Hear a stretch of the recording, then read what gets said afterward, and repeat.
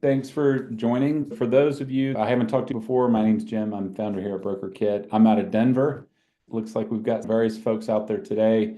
Today, we like to try to go through various topics of interest and try to make it a little more interactive. Today, it's about recruiting for culture fit and how to build a cohesive, high-performing team by hiring folks that align with your values. Drop into the chat where you're coming from. If you have a question, feel free to say it out loud or throw it in the chat. Mark is eating lunch and he doesn't want to make us suffer through that. So he's got his video turned off today. Let's see. And it looks like Marcy just joined. Hey, Marcy, I think we talked again. We've got Andrew from Pennsylvania, Troy from Yakima, Washington, Marcy in Colorado. I'm out in Colorado too. Okay, I'm going to go ahead and dive in. A few people might also join. I see a Jay Simmons, Jason from Missouri, Javon from Milwaukee, Randy from Salt Lake and Phoenix. That sounds kind of nice. Does it depend on the weather where you are, Randy? Yeah, if it's scorched earth in June, July, and August, you're not going to find me in Phoenix very much. Well, I'm in Colorado. I need to find a warm place to be in the winter. So that sounds like a good situation. I've been thinking Costa Rica, actually, but haven't pulled the trigger on that one yet.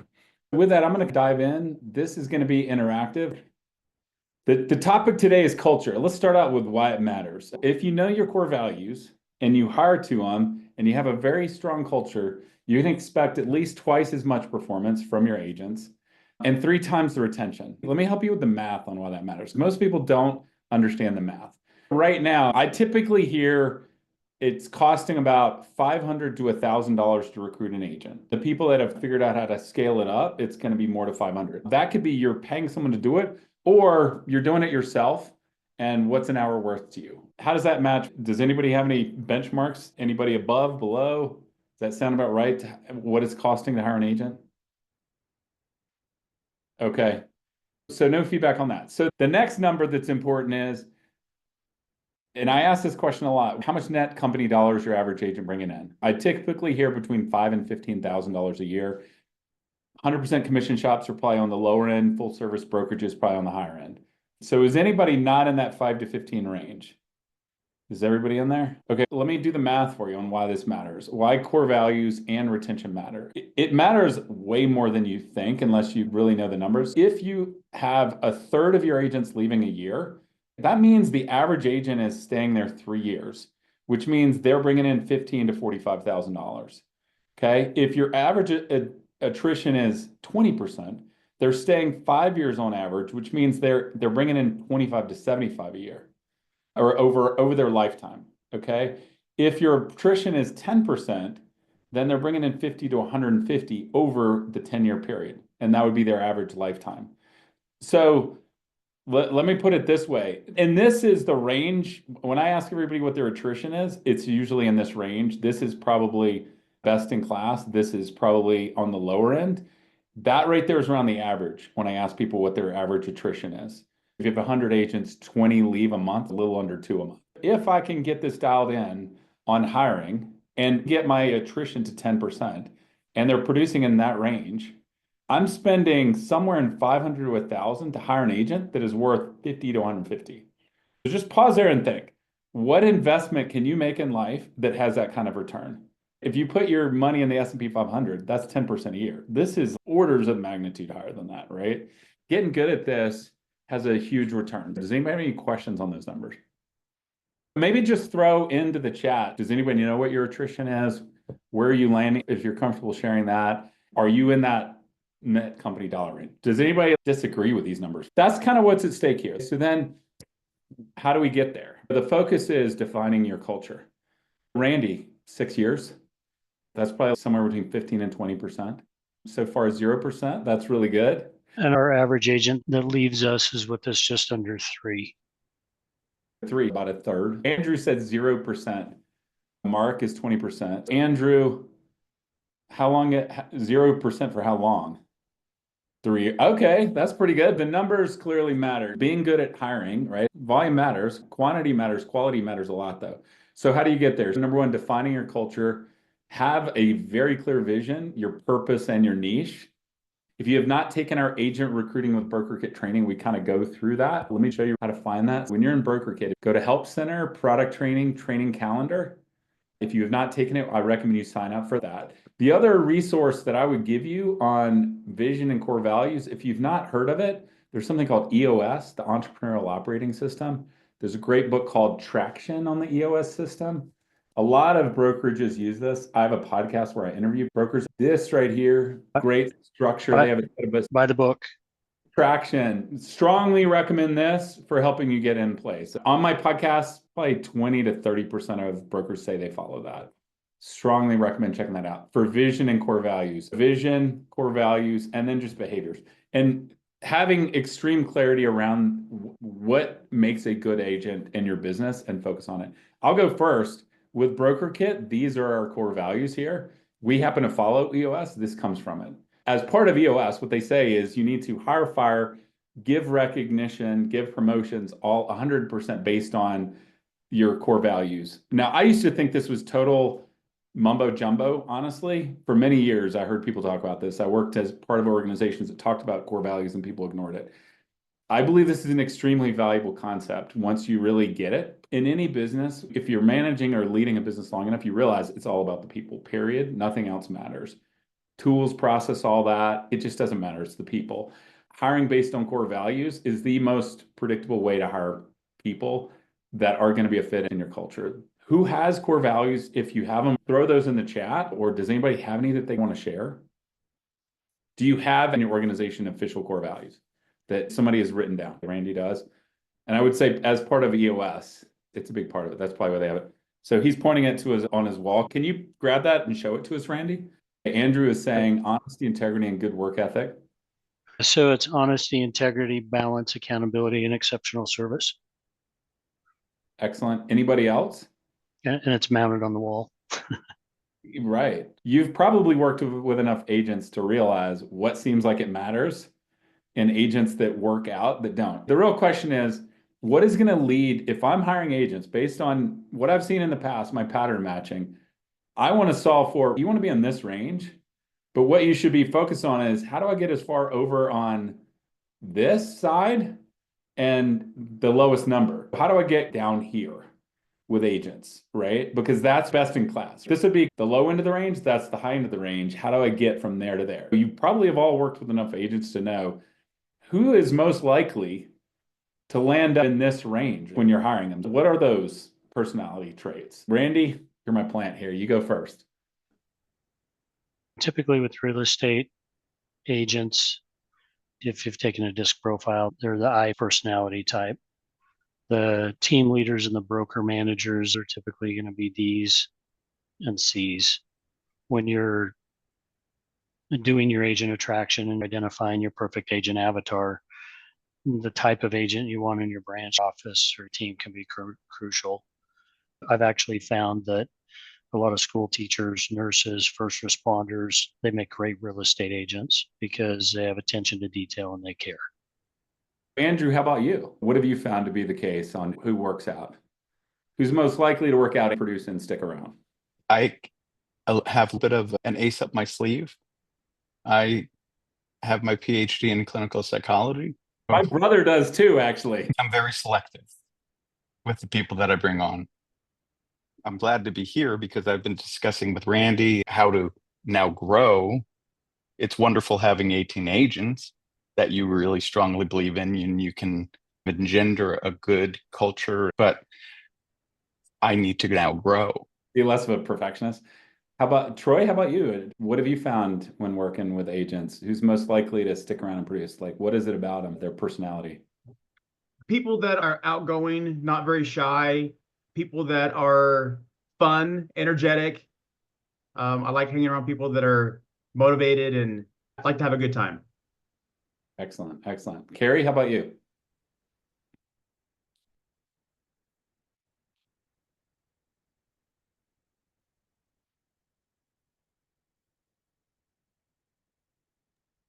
A lot of our agents are self-motivated, but we have a very collaborative environment. So I think that's kind of the key where everybody works together to help each other, even though they're competitors. Thanks for sharing. I'm going to keep going here. think of what your core values are. Take a look at EOS if you haven't heard of it, but at the very least, having a clear idea of those. If you have staff working with you, everybody singing off the same sheet of music, use it for hiring, firing, promotions, kudos. How do you communicate this and when? Any job postings, put the core values in there. If you're hiring off job boards, any collateral you're giving out, discuss it verbally, put it in the collateral, have it on your wall like Randy. What I love is sharing real life stories. It could be one of your agents picking up their phone, recording a video, talking about what it's like to work there, or video of social events or community type events. That content works very well in recruiting. Get it out in your YouTube channel and then use that in your recruiting content. How have you tried to communicate those core values? You have it on your wall, but what do you recommend in terms of how to communicate that to people?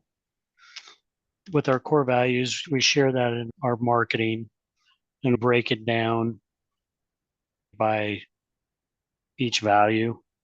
People are the most important thing in any organization, and really just trying to convey your message to your audience and do it over and over, but change the way that you're doing it, because we don't oftentimes really know what's going to grip or grab the attention of who's watching us. Because the interesting thing about social media is whether your friends are with someone on social media or connected to them, there's always what we call the lurkers. They're in the background, they're watching, they're paying attention. They're not doing anything. They're not liking, they're not commenting, but because you're staying in front of them when the time is right and they're ready to make a move, something that you did or posted or an agent success story, that's what's going to make you memorable, so that when the time is right, you're top of mind and they reach out to you. Because we're going to reach out anyway if they're in our market through Brokerkit, because they're going to get calls, texts, and emails from us anyway. But it's that personal connection that at some point they can relate to you and your situation.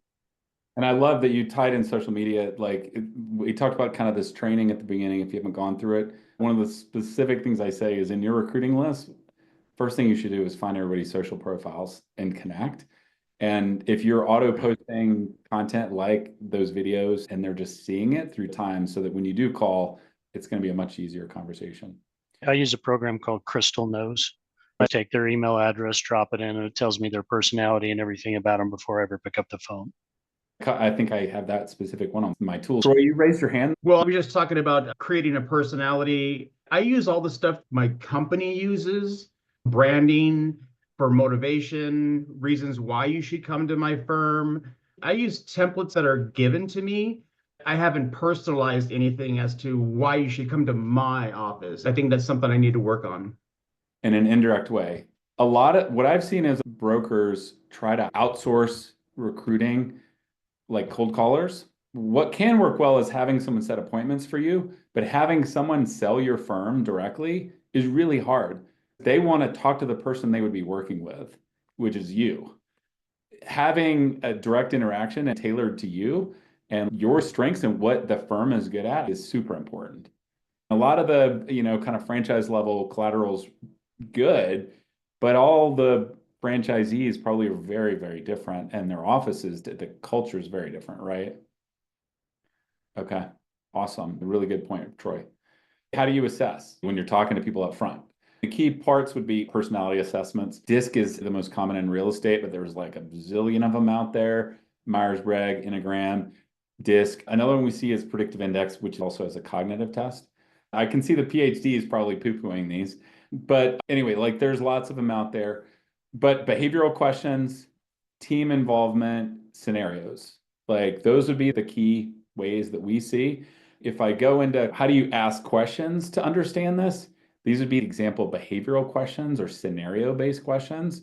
Just asking, tell me about a time when you did XYZ for whatever personality trait you're trying to assess for. If you go back to your core values, like customer centricity, integrity, achievement orientation, working with other people, and good with feedback, good problem solver. All of those things can be boiled down to some kind of question. Tell me about a time when you were faced with a situation where it was tough to make the right decision, and what did you do? Behavioral type questions. share a time when honesty was difficult but necessary. My PhD, I'm sure Andrew being a PhD is going to have a lot of thoughts. So then questions, I'm going to go into the disc. Okay. So the disc, who's taken it or had their agents take it? Maybe raise your hand. And who actually uses it in assessing your agents? Who actually uses it in their brokerage? Randy does. Does anybody else use it? We don't use it for all of our agents, but if I'm hiring a team member to be on my team, I'm going to do a disc profile on every single agent that I hire. And another thing I've heard is it's a little harder to do it on very high producers or experienced agents, but maybe new agents. I typically take my own disc profile about every 6 months. And it seems like the more money I make, the more high I become. These are the factors: dominance, influence, steadiness, compliance. This is essentially what Randy was getting to. What actually matters in real estate. People love or hate this. And I don't know that there's a right answer. I've asked a lot of people on podcast interviews, how do you know when the agent is right? And I've had people absolutely swear by this. And I've had other people say, I've tried it and it didn't work. Now, let me just be clear. There are factors this does not test. A very important one is, do they have a mortgage and kids with bills coming in, they got to pay the bills? If they are the breadwinner, they will probably figure out a way to get the bills paid. So this is what I have found talking to people. And I think this is actually kind of close to what you said, Randy. If I go back, this is kind of what I found in my research. Buyer's agent, ideally IS, is essentially what you said earlier, Randy. If you look at it, there's 4 factors. It's a set of questions, and I've got links for tests that you can do. You should do it on yourself for sure. Okay, there's 4 factors. It's not binary. It's like shades of gray. It's percentages. There are typically 2 that you are, so there's a 50% line. The ones over the 50% line are your stronger factors. There's typically 2 of them. Ideally IS, that means they are highest in influencer and steadiness, which is what you said, Randy. But what this is saying is it actually kind of depends on buyer's agent versus listing agent. And again, there's no right or wrong answer. I want to go through this and see if you agree or disagree. Buyer's agent would be high on influence and steadiness, right? Friendly and easy to talk to, not afraid of the phone, can be successful with ID2, which would be the dominance, and SC. But it must have the I, at least 50% close rate. And I would say this matches what I've seen in not just real estate agents, like any sales role. I've seen people in other industries take these similar assessments. I've inherited salespeople that sell, but they got bills to pay and focus. The SC or CS, which is really higher on steadiness and compliance, probably a better fit for support staff, essentially. And then listing agents is kind of a little different from the buyer's agent because there's more negotiation involved. So higher D, essentially. This one's a little more debatable. If someone's coming to you with an unreasonable asking price, you need to feel comfortable having that conversation, which takes a little bit stronger on the dominant side. The key here is anybody who is super high in this is probably not going to do well. That is pretty consistent what I've heard. So I'm going to just pause there. Randy, what do you think about this slide?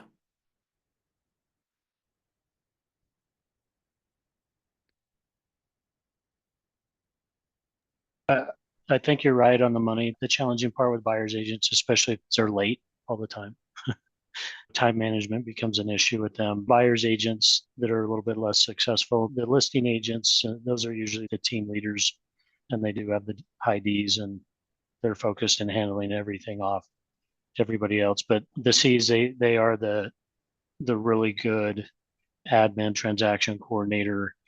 Oftentimes Cs that are acting as agents are just, they get analysis paralysis and too slow and don't like confrontation. If you have an agent who suddenly wants to work on marketing stuff and be your kind of marketing person, maybe they're not the right fit, or you hire a support staff that wants to get out of the office and sell. Those are indicators. Okay, I'm going to pause there. That's Randy's opinion. Andrew, I know you have an opinion, so go for it. You're on mute. I took 7 classes in statistics, and I just have trouble with the predictive validity. I think it lacks scientific support. I think that it's situationally variable. it's oversimplified. These tests, Myers-Briggs, this profile, it lacks kind of like cultural sensitivity. Those are things that make me shy away from it. Whereas I understand where some people they're just looking for a very general take. But because there's a test-retest reliability factor, it depends on the person's mood. It could be a Thursday, it could change on a Monday.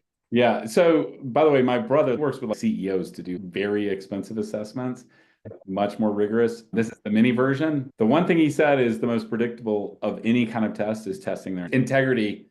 Integrity Matters more than anything because somebody will at least be honest to you. If you're coming up with core values, integrity should almost always be there because at least they're not going to lie to you. Unless they're a sociopath. Troy, how about what are your thoughts here? Well, I've never used the disc on any of my agents, but the way you broke this down, it just makes it easier to understand the disc when you're interviewing agents. So I'm going to take this as a real big nugget. I photocopied it. It'll help me when I talk to agents. This is a bonus for me, to be honest. Excellent. Who else has an opinion on this, or who else has used this? This is not black or white, right? This is something that we're trying to get as scientific as possible. But Part of it is how to communicate with the agent once you hire them. What's going to work for them? If you come in my office, I actually have little jars on my desk. These are my 2 personality types. If somebody understands this and they see that I'm a red, which is a super high I, and then I mask myself as an S, if somebody walks in my desk, they know to be direct and to the point with me and not to beat around the bush because I value time. If you know how to communicate with your agent or the person in your office, whether they're motivated by money, recognition, or need a cheerleader that day, or it's, hey, let's sit down and go through this spreadsheet. If you're treating all the agents the same, you're treating them correctly. You have to adapt to each person's personality. Jason, how about you? Did you have any thoughts on this you wanted to share?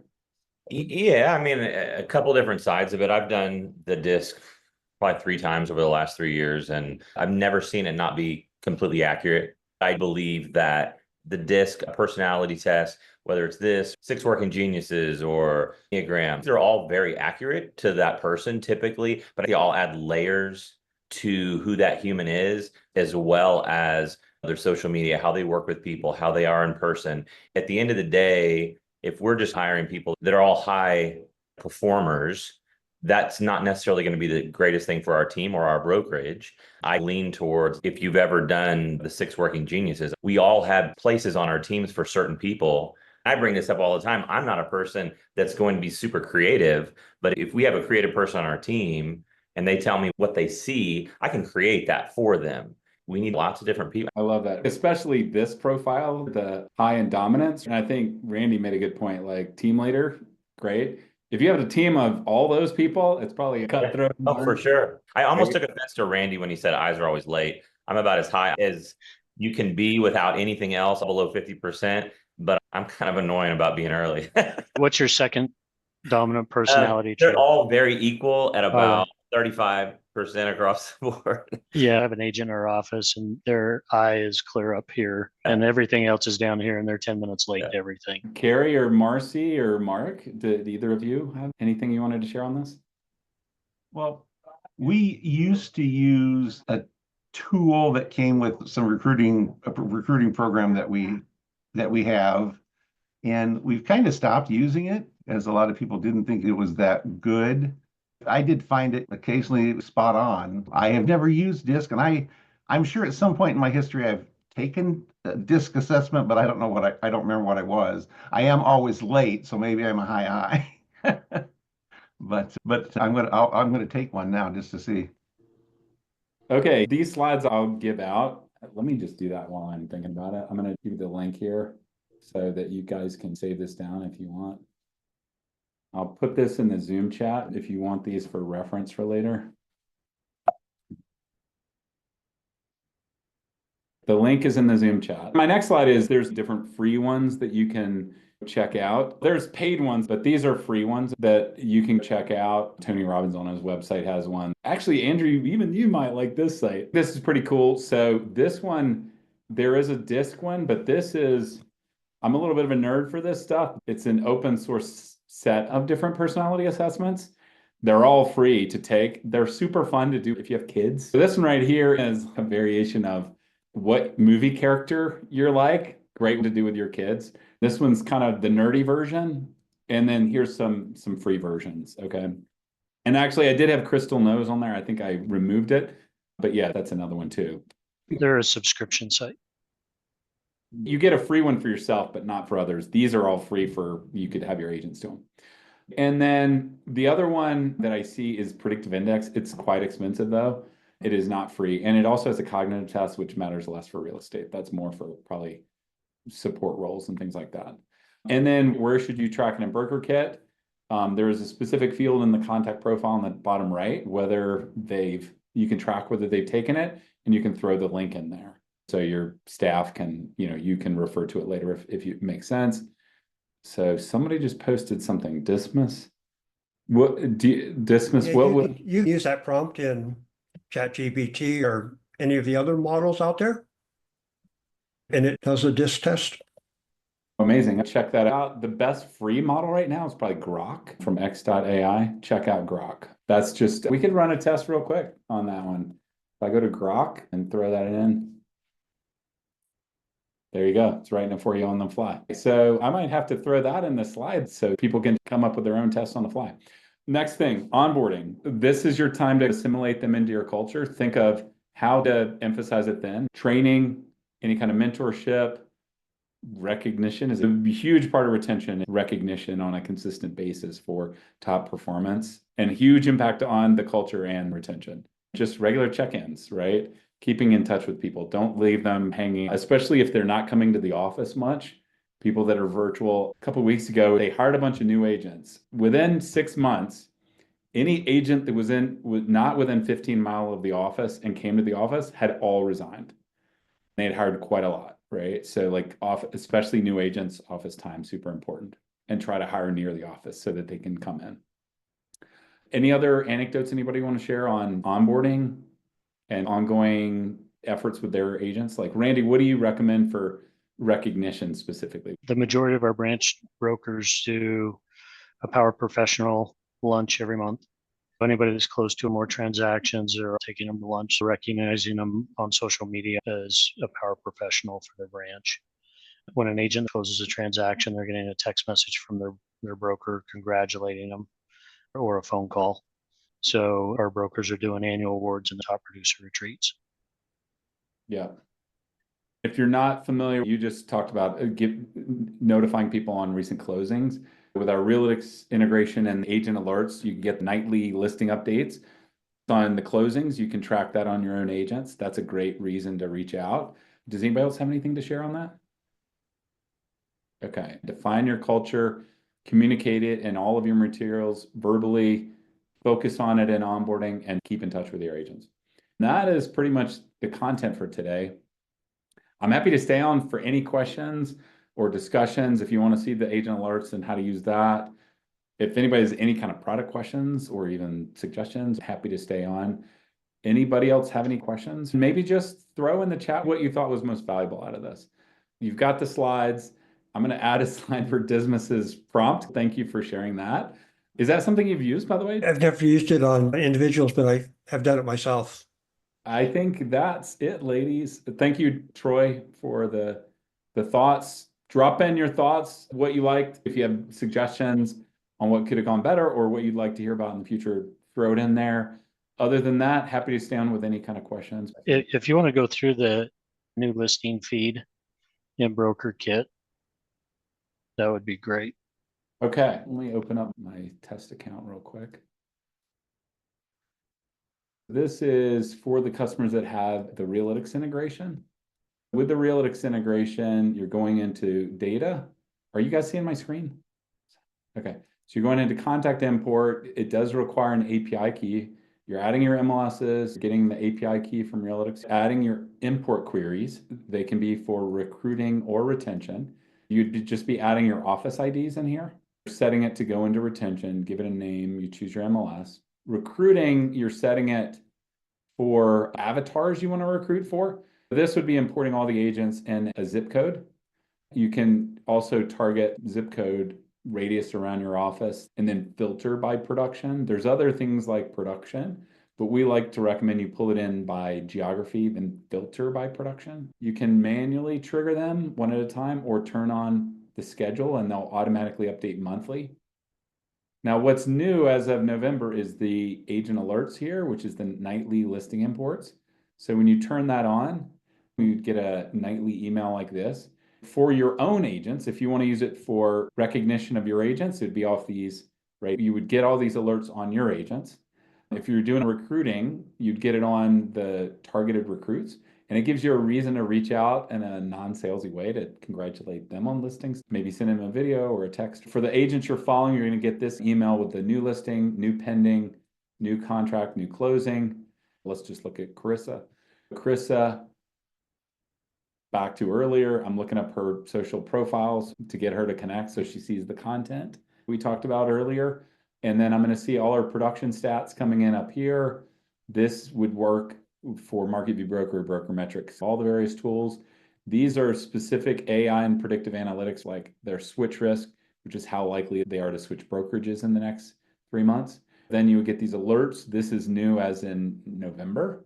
So you get an alert on listing activities like a new closing right here. You would see the details of it, the price, the type, the property. You can click here and look at the address and you see the co-broke. If you're following this on your own agents, you're going to get the co-broke, which is probably your best recruiting leads. Say this is one of your agents.